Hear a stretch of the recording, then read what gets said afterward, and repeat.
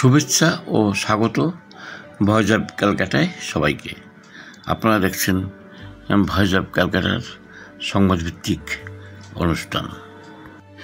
বাংলাদেশ আওয়ামী লীগকে আক্রমণ করায় ভারতের বিরুদ্ধে ইউনূস সরকারের বিভ্রান্তিমূলক প্রচার, ভারতের কড়া জবাব।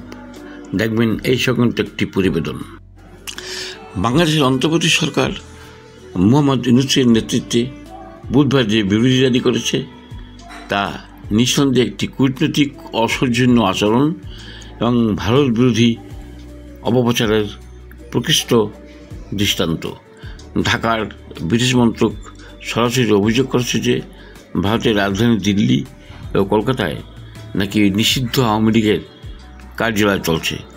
আরও দাবি করা হয়েছে সেই কার্যালয় থেকেই বাংলাদেশের বিরোধী কর্মকাণ্ড পরিচালিত হচ্ছে এবং পলাতক আওয়ামী লীগ নেতারা নাকি সেখানে আশ্রয় পেয়েছেন।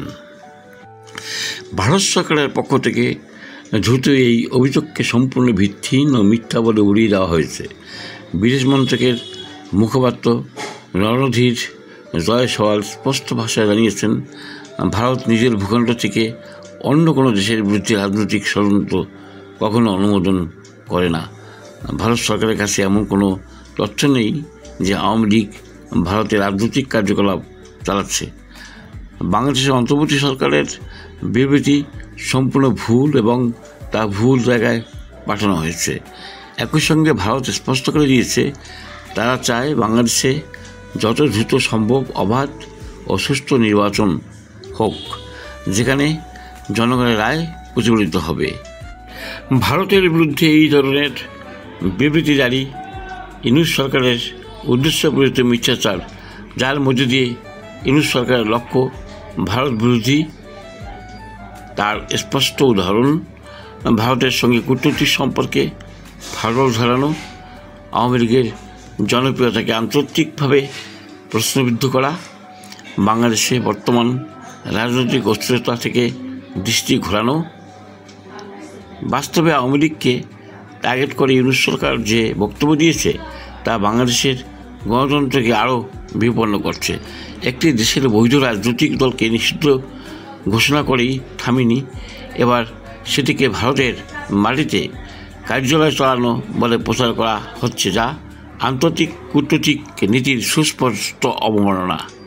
তাই এ ব্যাপারে স্বভাবতই প্রশ্ন ওঠে, ভারত যখন প্রকাশ্যে জানিয়ে দিচ্ছে তারা অন্য দেশের বিরুদ্ধে রাজনৈতিক ষড়যন্ত্রের কোনো স্থান দেয় না, তখন ইউনূস সরকারের ভিত্তিহীন অভিযোগের উৎস কোথায়? বাংলাদেশের গণতন্ত্র জনগণের অধিকার রক্ষার পরিবর্তে কেন ইউনূস সরকার অবৈধ ক্ষমতা আঁকড়ে রাখতে প্রতিবেশীর বিরুদ্ধে এমন মিথ্যা প্রচার চালাচ্ছে? এই ধরনের অসত্য বিবৃতি কি বাংলাদেশকে আন্তর্জাতিকভাবে আরও একঘরে করে তুলবে না? মোহাম্মদ ইউনূসের অন্তর্বর্তী সরকার বাংলাদেশের জনগণের স্বার্থ রক্ষার পরিবর্তে প্রতিবেশী ভারতের বিরুদ্ধে অবৈধ উদ্দেশ্যপ্রণোদিত অভিযোগ তুলে স্পষ্টতই কূটনৈতিক মিথ্যাচারে লিপ্ত হয়েছে।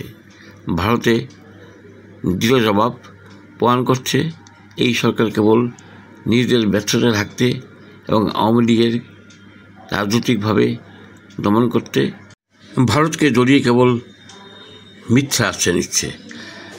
বাংলাদেশের গণতান্ত্রিক ভবিষ্যৎ রক্ষায় এখন প্রয়োজন অবিলম্বে অবাধ সুষ্ঠু নির্বাচন, যেখানে জনগণের রায় হবে চূড়ান্ত সিদ্ধান্ত, না মিথ্যা প্রচার বা অবৈধ শাসকের চাপ।